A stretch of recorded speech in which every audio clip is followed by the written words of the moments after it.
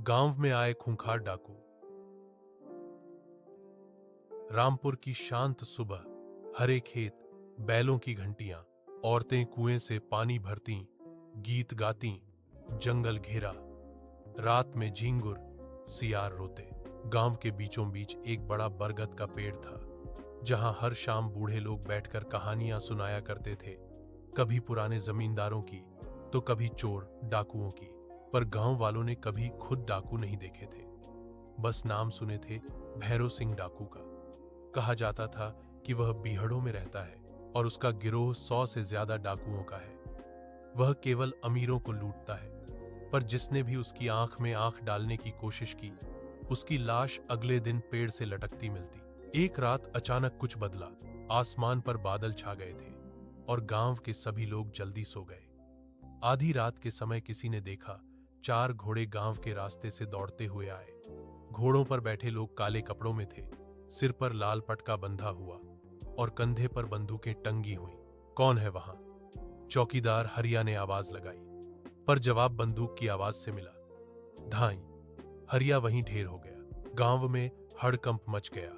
औरतें बच्चों को अंदर छिपाने लगीं, मर्द दरवाजे बंद करने लगे, लेकिन डाकू घर घर घुस रहे थे। गेहूं, चांदी, पैसे जो मिला उठा लिया। किसी के विरोध करने पर बुरी तरह पीटा गया। गांव के मुखिया लाला रामनाथ के घर सबसे ज्यादा माल था। डाकू वहीं पहुंचे। भैरू सिंह खुद उनके दरवाजे पर खड़ा था।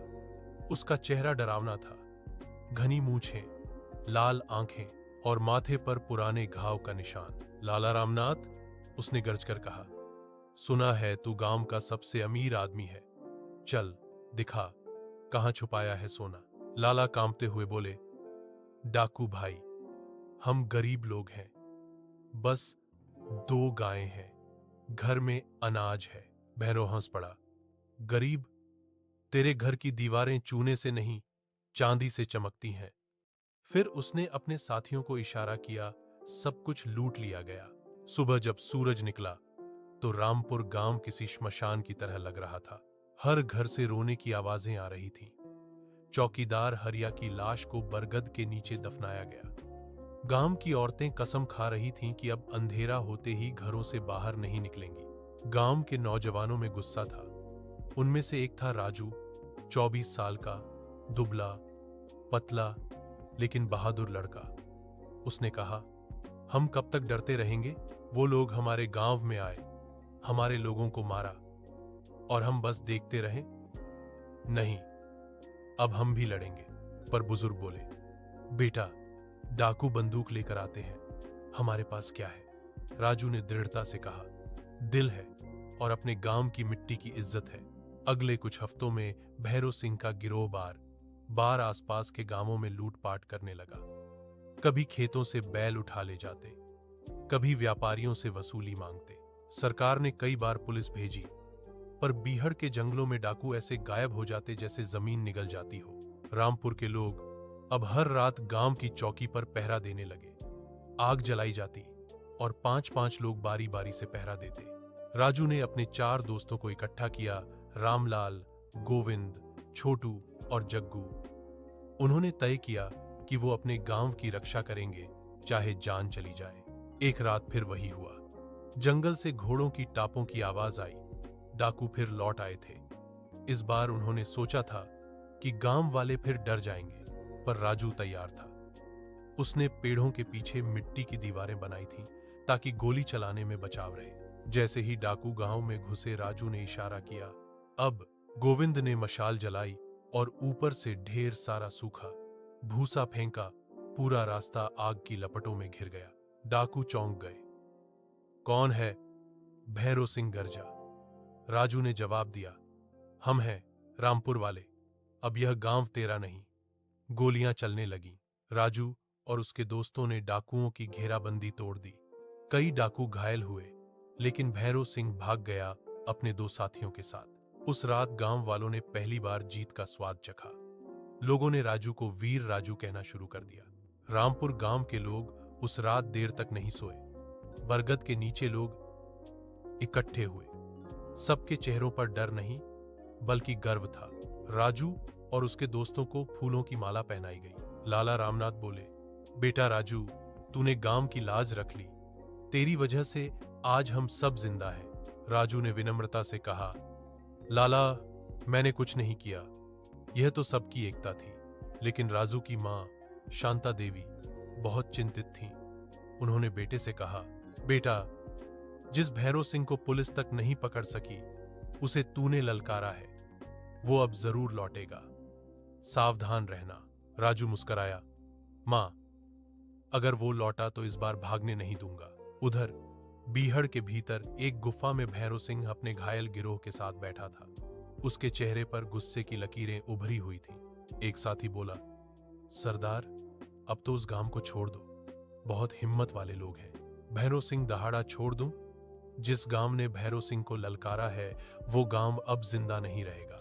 मैं उनके घरों में आग लगाऊंगा और उनके बच्चों को उठा ले जाऊंगा। उसने अपने दाएं हाथ नत्थू को बुलाया। नत्थू, पता लगाओ, उस राजू के घर का रास्ता क्या है और कौन लोग उसके साथ थे। नत्थू ने सिर हिलाया और कहा, ठीक है सरदार। लेकिन नत्थू का मन भीतर से कांप रहा था। वो रामपुर के पास के ही एक गांव का था और उसे वहां की सादगी याद थी। वो मन ही मन सोचने लगा, क्या सच में वो लोग बुरे हैं या हम? 3 दिन बीते, गांव के लोग फिर सामान्य होने लगे। खेतों में काम चालू हुआ, बच्चे फिर खेलने लगे। लेकिन राजू का मन बेचैन था। उसे लग रहा था तूफान अभी गया नहीं, बस रुका है। एक शाम जब सूरज ढल रहा था, गांव की औरतें कुएं से पानी भर रही थीं। तभी झाड़ियों में हल्की सरसराहट हुई। गोविंद ने देखा, कुछ परछाइयां हिल रही हैं। राजू, उसने चिल्लाया।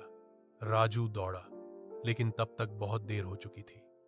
3 नकाबपोश डाकू राजू की मां शांता देवी को घसीटते हुए ले जा रहे थे। राजू ने पीछे से पत्थर फेंका। एक डाकू गिरा भी, लेकिन बाकी दोनों जंगल की ओर भाग निकले। राजू चीखा, मां! उसकी आवाज पूरे गांव में गूंज उठी। लोग दौड़े आए, लेकिन मां गायब थी। गांव फिर शोक में डूब गया। अगले दिन राजू ने गांव के बुजुर्गों की बैठक बुलाई। भैरव सिंह को हमारे घरों का रास्ता कैसे पता चला और मेरी मां घर से बाहर कब निकली? लोग चुप थे। तभी जग्गू ने कहा, मुझे लगता है किसी ने जानकारी दी है। राजू ने सबकी तरफ देखा, कौन गद्दारी कर सकता है? उसी वक्त एक बच्चा भागता हुआ आया और बोला, राजू भैया, मैंने कल रात नत्थू चाचा को जंगल की तरफ जाते देखा था। किसी से बात कर रहे थे। सुनते ही सबके चेहरे कठोर हो गए। नत्थू वही था जो कुछ समय पहले गांव में नया आया था और खेतों में मजदूरी करने लगा था। किसी ने शक नहीं किया था। राजू ने गुस्से में कहा, उसे पकड़ो। गांव के नौजवानों ने नत्थू को पकड़ लिया। राजू ने पूछा, बोल, किसके कहने पर मेरी मां को उठाया? नत्थू कांपते हुए बोला, मैं मजबूर था राजू। भैरव सिंह ने कहा था, अगर खबर नहीं दी तो मेरे बच्चों को मार देगा। राजू की आंखों में आंसू आ गए। तूने डर कर गद्दारी की नत्थू, लेकिन तू अब हमें उनके ठिकाने तक ले जाएगा। नत्थू ने सिर झुका लिया। हां राजू, मैं ले जाऊंगा, पर वादा कर मेरे बच्चों को कुछ नहीं होगा। राजू ने कहा, तेरे बच्चे मेरे बच्चे जैसे हैं। अगली रात राजू, गोविंद, छोटू, रामलाल और नत्थू बीहड़ की ओर निकल पड़े। चांद आधा था और हवा में सन्नाटा था। पेड़ों के बीच झिंगुरों की आवाजें और कहीं कहीं भेड़ियों की हुंकार। नत्थू रास्ता दिखा रहा था।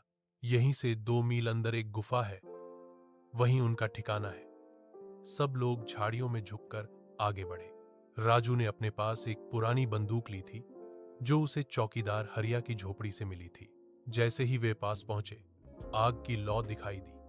कुछ डाकू हौंस रहे थे, कोई शराब पी रहा था और एक कोने में शांता देवी बंधी हुई थी।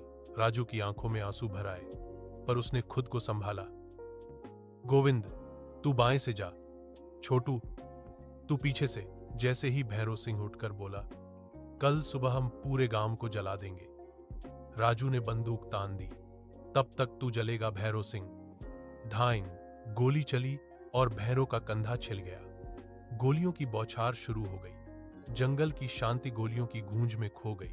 राजू और उसके दोस्तों ने बहादुरी से डाकुओं का मुकाबला किया। नत्थू ने अपनी जान की बाजी लगाकर शांता देवी को रस्सी से मुक्त किया, पर उसी वक्त उसे पीछे से गोली लग गई। राजू ने उसे संभाला। नत्थू भाई, नत्थू मुस्कराया। मैंने गुनाह किया था, अब उसे धो दिया। और उसकी सांसें थम गईं। राजू का गुस्सा चरम पर था। उसने भैरव सिंह की तरफ दौड़ लगाई। दोनों आमने सामने हुए। भैरव सिंह ने तलवार निकाली, राजू ने लाठी। दोनों भिड़ गए। लाठी का वार भैरव के चेहरे पर पड़ा और वो जमीन पर गिर गया। राजू ने कहा, यह तेरे आतंक का अंत है। भैरव ने गुस्से में कहा, एक डाकू मर गया तो क्या, 100 पैदा होंगे। राजू ने जवाब दिया, नहीं, जब तक हमारे गांवों में एकता और हिम्मत है, कोई डाकू नहीं बचेगा। भैरव ने अंतिम सांस ली और गिर पड़ा। गांव की ओर लौटते हुए राजू ने मां को कंधे पर उठाया। आसमान में चांद निकल आया था। रामपुर के लोगों ने सुबह जब राजू को मां के साथ लौटते देखा तो गांव की गलियां जयकारों से गूंज उठीं। वीर राजू अमर रहे, रामपुर की जय। ऐसी और रोचक और प्रेरणादायक कहानियों के लिए चैनल को सब्सक्राइब करें।